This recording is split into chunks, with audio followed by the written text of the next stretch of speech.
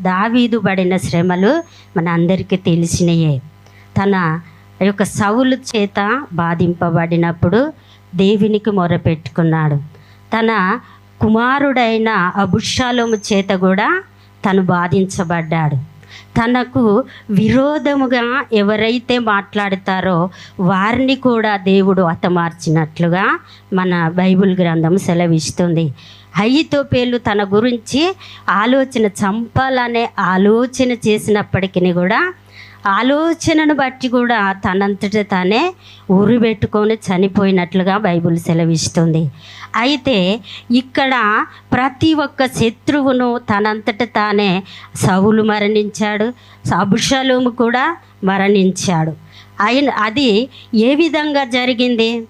ఇక్కడ మూడవ కీర్తనలో చూసినట్లయితే, నేను ఎలుగెత్తి యెహోవా